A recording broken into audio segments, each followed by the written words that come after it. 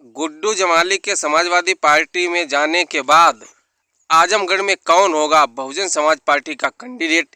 क्या है मायावती की रणनीति? नमस्कार साथियों, उत्तर प्रदेश में लोकसभा चुनाव के लिए उम्मीदवारों के नाम घोषित हुए हैं। भाजपा, सपा, कांग्रेस, राष्ट्रीय लोकदल, सुभाषपा, निषाद पार्टी, मायावती की बसपा, धर्मेंद्र यादव, गुड्डू जमाली और ओवैसी लड़ेंगे चुनाव। जी हां साथियों, आपको बता दें कि उत्तर प्रदेश में लोकसभा चुनाव को लेकर पार्टियों ने उम्मीदवारों के नाम का ऐलान शुरू कर दिया है।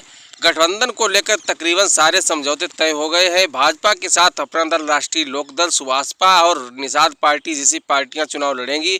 वहीं इंडिया खेमे में सपा और कांग्रेस ही एक साथ हो पाए हैं। बसपा की मायावती ने साफ तौर पर ऐलान कर दिया है कि वह अकेले चुनाव लड़ेंगी। उनके इस फैसले से समाजवादी पार्टी को ज़्यादा नुकसान उठाना पड़ सकता है। आजमगढ़ लोकसभा सीट पर बीते साल हुए उपचुनाव में ये बात साबित हो गई कि मायावती के प्रत्याशी ने सपा का ऐसा नुकसान पहुंचाया कि सुरक्षित सीट और मुलायम परिवार से होते हुए धर्मेंद्र यादव यहां से चुनाव हार गए।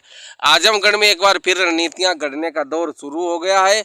बसपा के टिकट पर जिस शाह आलम उर्फ गुड्डू जमाली ने सपा को चुनाव हरवा दिया था, उन्होंने अब समाजवादी पार्टी का दामन थाम लिया है। ऐसे में सबसे बड़ी चुनौती मायावती के सामने खड़ी हो गई है कि वह यहां से किसे उम्मीदवार बनाए। हालांकि माना जा रहा है कि मायावती ने हार नहीं मानी है। गुड्डू जमाली के पाला बदलने के बाद उन्होंने राष्ट्रीय उलेमा काउंसिल से बात करना शुरू कर दिया है। दरअसल बीते दिनों मायावती के यूपी में तीसरा मोर्चा बनाने की तैयारी की खबरें चल रही थी।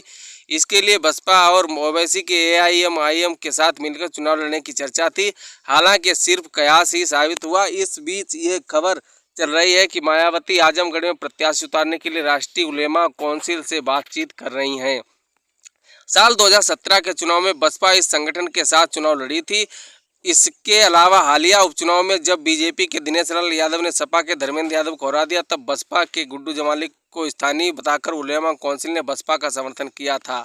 दरअसल बाटला हाउस एनकाउंटर के बाद साल 2008 में राष्ट्रीय उलेमा काउंसिल का गठन किया गया था। साल 2009 में इस पार्टी ने पहली बार 5 सीटों पर चुनाव लड़ा, उसे 2 लाख से ज़्यादा वोट मिले। इसके बाद साल 2012, 2017 और 2022 का विधानसभा चुनाव इस पार्टी ने लड़ा। आजमगढ़ और जौनपुर के कई मुस्लिम बाहुल इलाकों में उलेमा काउंसिल के अच्छे खासे प्रभाव का दावा किया जाता है। ऐसे में अगर बसपा इनके साथ गठबंधन करके चुनाव मैदान में उतरती है तो सपा के लिए परेशानी बढ़ सकती है।